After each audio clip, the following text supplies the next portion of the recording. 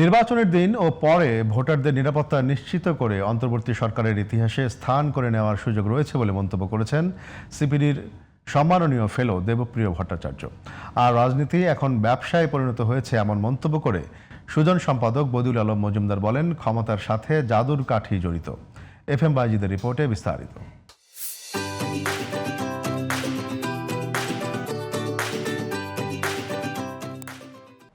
রোববার সকালে রাজধানীর কারণ বাজারে হোটেল সোনারগাঁয়ে অঙ্গীকার থেকে বাস্তবায়ন, রাজনৈতিক অন্তর্ভুক্তি ও গণতান্ত্রিক জবাবদিহিতা নিয়ে গবেষণা প্রতিবেদন প্রকাশ করা হয়। গবেষণায় দেখা গেছে, নির্বাচনের নিরাপত্তা নিয়ে 50% মানুষ উদ্বিগ্ন, অন্যদিকে 25% অনিরাপদ এবং অত্যন্ত অনিরাপদ বোধ করছেন। আর 47% মানুষ মনে করে রাজনৈতিক দলগুলোর সংখ্যালঘু প্রার্থীদের মনোনয়ন দেওয়ার হার খুবই কম। ধর্মীয় সংখ্যালঘু মানুষ, ওই ক্ষুদ্র জাতিগোষ্ঠী, ওই পিছিয়ে পড়া মানুষগুলোকে ভোট কেন্দ্রে যেয়ে ভোট দিতে হবে এবং তাদের নিরাপত্তাকে নিশ্চিত করতে হবে। ভোট উত্তর কোনো সহিংসতার শিকার যাতে তারা না হয় সেটা দেখতে হবে এবং ভোট উত্তর পরিস্থিতিতে তারা জীবন জীবিকাতে যেন কোনোভাবে বৈষম্যের শিকার না হয় সেটার দায়িত্ব নিতে হবে এবং সহিংসতাহীন নির্বাচন করার ভিতর দিয়ে এই সরকার যাওয়ার আগে ইতিহাসে তার স্থান করার যেই সুযোগটুকু আছে সেটুকু তারা নিবে। আলোচনায় অংশ নিয়ে ডক্টর দেবপ্রিয় ভট্টাচার্য বলেন, আইন শৃঙ্খলা বাহিনীর উপর অনেকাংশেই নির্ভর করছে নির্বাচনের সুষ্ঠু পরিবেশ নিশ্চিতের দায়িত্ব। অন্তর্ভুক্তিমূলক না হলেও নির্বাচন অন্তত অংশগ্রহণমূলক যেন হয় তা নিশ্চিত করার আহ্বান জানান তিনি।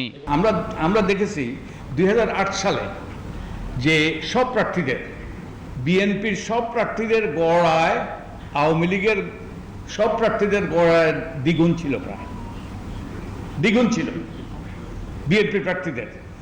তারপরে 2024 পর্যন্ত যখন আওয়ামী লীগ শেষবার নির্বাচন করে, তখন আওয়ামী লীগের প্রার্থীদের সম্পদ, সব প্রার্থীদের গড় সম্পদ আকাশচুম্বী হয়েছে।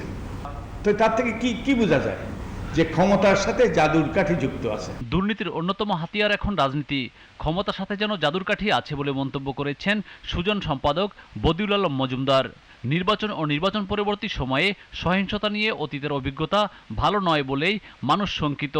অনেক রাজনৈতিক দল একজন নারীকেও প্রার্থী না করাটা হতাশাজনক বলে মন্তব্য করেছেন অর্থনীতিবিদ সেলিম জাহান। বাংলাদেশে নারীরা 51% জনগোষ্ঠী, বর্তমানে প্রার্থী যারা আছেন তার 4% নারী, এবং বাংলাদেশের 51টি রাজনৈতিক দলের মধ্যে 30টিরই কোনো নারী প্রার্থী নেই।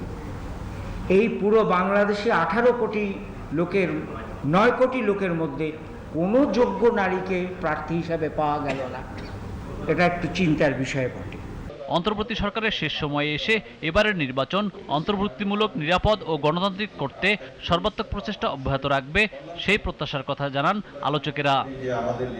FM Baijid, GTV news, Dhaka.